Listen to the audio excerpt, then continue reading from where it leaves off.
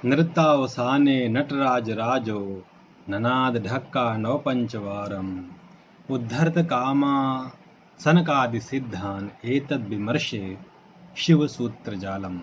नमस्कार मित्रों, मैं डॉक्टर गिरिजा शंकर गौतम, सहायक प्राध्यापक हिंदी, पंडित रविशंकर शुक्ल विश्वविद्यालय रायपुर छत्तीसगढ़। आज हम स्नातक के आधार पाठ्यक्रम के अंतर्गत हिंदी भाषा इकाई 3 देवनागरी लिपि, नामकरण, स्वरूप, विशेषताएं, इसकी हम चर्चा करेंगे। इस व्याख्यान के माध्यम से विद्यार्थी यह जान पाएंगे कि देवनागरी लिपि की उत्पत्ति कैसे हुई, उसका उद्भव विकास कैसे हुआ, उसका स्वरूप क्या है, उसका नामकरण कैसे हुआ और उसकी कौन कौन सी विशेषताएं हैं। देवनागरी लिपि की जब हम चर्चा करते हैं तो हमें यह ज्ञात है कि हमारे भावों को, विचारों को व्यक्त करने का कार्य भाषा करती है। भाषा के माध्यम से हम अपने विचारों को प्रकट करते हैं। इन्हीं विचारों को जब हम लिखते हैं तो लिपि का हम उपयोग कर रहे होते हैं। अर्थात भाषा बोलने और सुनने के काम तो आती ही है, लेकिन इसके साथ साथ उसमें लिखना और पढ़ना भी होता है। यह लिखना और पढ़ना लिपि के माध्यम से होता है। अर्थात कहना ये कि हर महत्वपूर्ण भाषा के पास कोई ना कोई लिपि होती होगी। विद्यार्थियों, भाषा और लिपि में से कौन पहले, तो निश्चित रूप से हम यही कहेंगे कि भाषा का विकास पहले हुआ और भाषा के बाद लिपि का विकास हुआ। भाषा का विकास पहले इस रूप में हमको मिलता है कि यह जो व्यवस्था है वो बोलने की और सुनने की प्राचीन व्यवस्था है, लिपि के पहले भी रही। लेकिन उसके बाद जब उस भाषा को ध्वनि चिन्हों के द्वारा, लिपि प्रतीकों के द्वारा व्यक्त किया जाने लगा, अर्थात उस भाषा को लिपि मिल गई, तब उसको लिखने का भी कार्य शुरू हो गया। भाषा के लिए लिपि का होना जरूरी नहीं होता, लेकिन यह सत्य है कि किसी भी लिपि के लिए भाषा का होना जरूरी है। अर्थात हम यदि ऐसा कहें कि भाषा आत्मा है और लिपि शरीर, तो अतिशयोक्ति नहीं होगी। यह महत्वपूर्ण है। अब हम बात करें कि लिपि का विकास कैसे हुआ होगा। मित्रों, आप और हम लोग रोज ही कोई ना कोई समाचार पत्र पढ़ते हैं, विज्ञापन देखते हैं, तरह तरह के लोगों से मिलते हैं। क्या इन सभी की भाषाओं से हम परिचित होते हैं? क्या कभी ऐसा नहीं होता कि कोई व्यक्ति अगर अचानक ही हमारे बीच अन्य भाषा में बात करने लगता है तो हम थोड़ा सा असहज हो जाते हैं?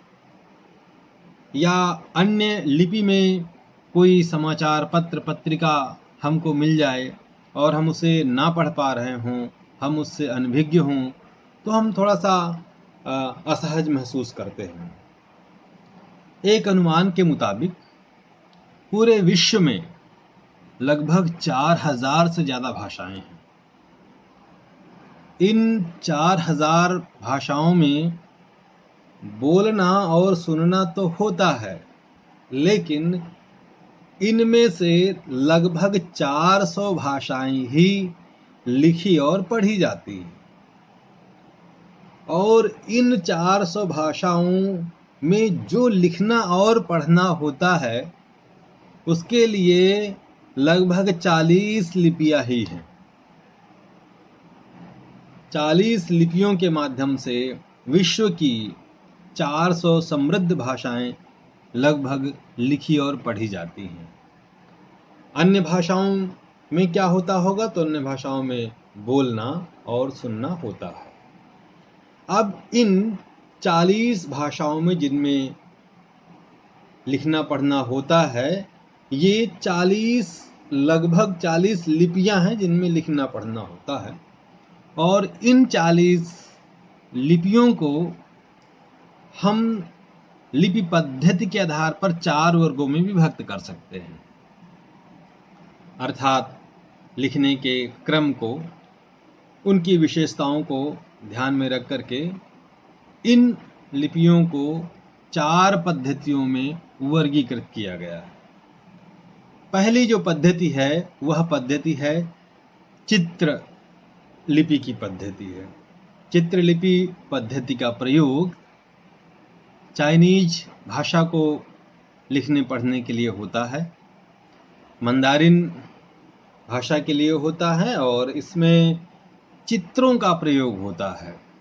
इसमें स्वर और व्यंजन की वैसी व्यवस्था नहीं है, चित्रों के माध्यम से इसमें शब्द बनते हैं। दूसरी पद्धति संश्लिष्ट पद्धति है, और संश्लिष्ट पद्धति के अंतर्गत फारसी, अरबी, उर्दू की लिपियां आती हैं। इस लिपि को एंटी क्लॉकवाइज, या यूं कहें कि दाहिने से बाएं की तरफ ये लिखी जाती है, और इनमें वर्णों की सहायता से शब्द लिखे जाते हैं। वर्णों के हिस्से इसमें आपस में जुड़ते हैं, इसलिए इसका नाम संश्लिष्ट पद्धति कहा गया है। और इसके बाद जो तीसरी पद्धति है वह हमारी ध्वन्यात्मक लिपि पद्धति है, और इस ध्वन्यात्मक लिपि पद्धति के अंतर्गत रोमन लिपि आती है। रोमन लिपि में स्वर और व्यंजन अलग अलग लिखे जाते हैं। लिखी यह पद्धति, रोमन की जो पद्धति है, यह रोमन पद्धति क्रमशः बाएं से दाएं लिखी जाती है, लेकिन स्वर और व्यंजन इसमें अलग अलग लिखे जाते हैं। लेखन पद्धति का चौथा प्रकार जो है वो अक्षरात्मक है। अक्षरात्मक लिपि पद्धति के अंतर्गत हमारी देवनागरी लिपि आती है। इसमें लेखन बाएं से दाएं की ओर होता है, और स्वर और व्यंजन को इसमें मिश्रित करके लिखा जाता है। स्वर और व्यंजन इसमें मिला करके शब्द बनते हैं, और उस तरह से इसमें लेखन का कार्य किया जाता है। ये तो 4 पद्धतियां हो गई कि विश्व की जो लिपियां हैं, उन लिपियों में जो लेखन होता है, पठन होता है, उसकी 4 लिपि पद्धतियां मैंने बताई। चित्रलिपि की एक पद्धति है, संश्लिष्ट लिपि की एक पद्धति है, ध्वन्यात्मक लिपि पद्धति है, और अक्षरात्मक लिपि पद्धति है। हमारे देश में लिपि का विकास कैसे हुआ, अगर हम इस विषय पर बात करना शुरू करें तो ठीक हमें वैसे ही याद आता है कि जिस प्रकार हम यह मानते हैं कि संस्कृत से हिंदी भाषा का विकास हुआ, उसी प्रकार ब्राह्मी लिपि से देवनागरी लिपि का विकास हुआ। संस्कृत से वैदिक संस्कृत, लौकिक संस्कृत, पाली, प्राकृत, अपभ्रंश, तमाम देशज बोलियों से होते हुए हम खड़ी बोली और हिंदी और मानक भाषा तक पहुंचते हैं, और उसमें लेखन आदि होता है। उसी प्रकार ब्राह्मी लिपि से देवनागरी लिपि का विकास हुआ। हमारे यहाँ सिंधु घाटी की सभ्यता में भी सिंधु लिपि मिलती है, लेकिन वह अब तक पढ़ी नहीं जा सकी है। इसके बाद जो पुरानी लिपि हमारे यहाँ मिलती है, जिससे भारत देश की लिपियों का विकास हुआ है, वह ब्राह्मी लिपि है। कहा जाता है कि ब्राह्मी लिपि ब्रह्मा ने बनाई। एक ये अनुमान है कि ब्रह्मा ने यह लिपि बनाई और धीरे से इसका प्रचार प्रसार हो गया। इसके अक्षरों और वर्णों के विषय में कहा जाता है कि भगवान शिव ने डमरू बजाया और डमरू से 14 सूत्र निकले, वो माहेश्वर सूत्र कहलाते हैं, और उससे लिपि का विकास हुआ। क्रमशः अगर हम उन सूत्रों को समझें तो उसमें देवनागरी के स्वर और व्यंजन उन सूत्रों में समाहित हैं।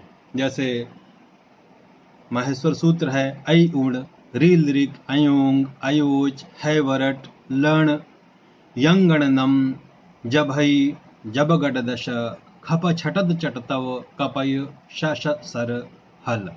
ये एक माहेश्वर सूत्र है और ये माना जाता है कि इसमें सारे जो देवनागरी के स्वर और व्यंजन हैं वो इसमें समाहित हैं। मित्रों, देवनागरी लिपि के विकास का जो क्रम है वो ब्राह्मी लिपि से शुरू होता है और ब्राह्मी लिपि पहले उत्तर और दक्षिण दो शैलियों में वर्गीकृत होती है। समय के साथ साथ दक्षिण की जो लिपि है वह दक्षिण ब्राह्मी कहलाती है। उस लिपि से दो लिपियां आगे चल करके बनती हैं, एक ग्रंथ लिपि है और एक बट्टे-लुट्टू लिपि है।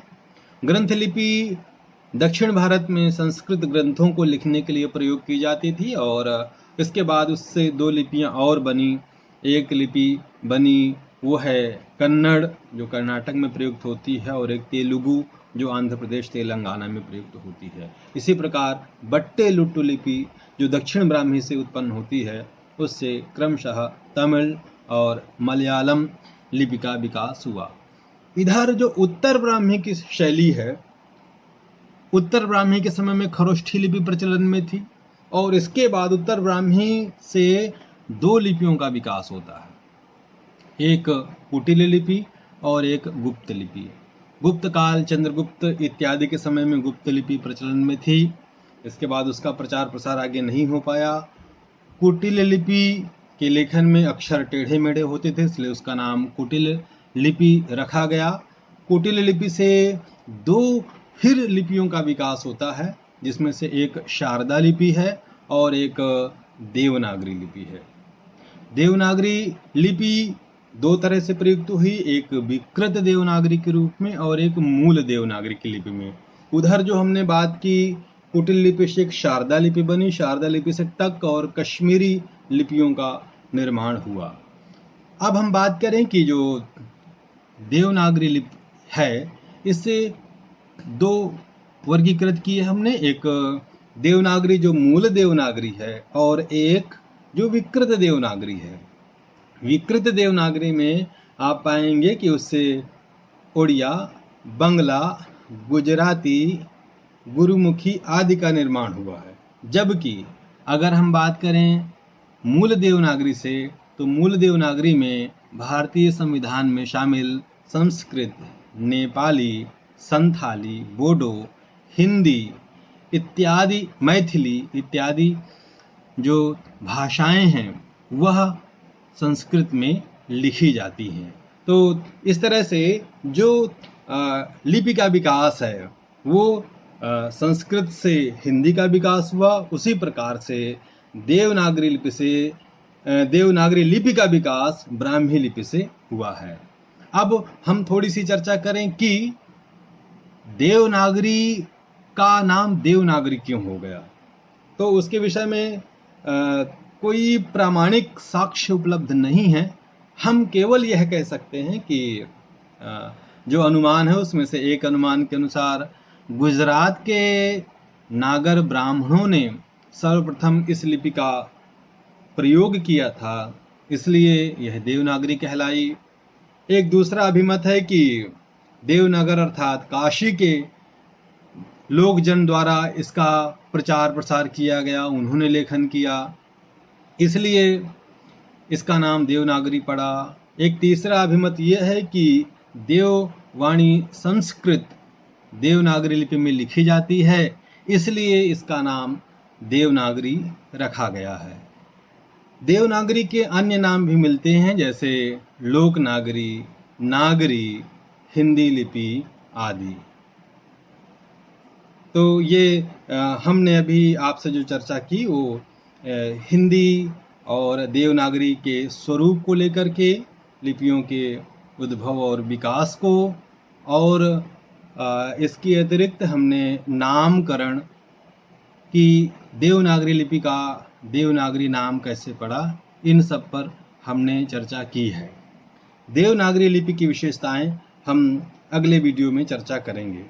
मुझे उम्मीद है आपको यह समझ में आया होगा। धन्यवाद।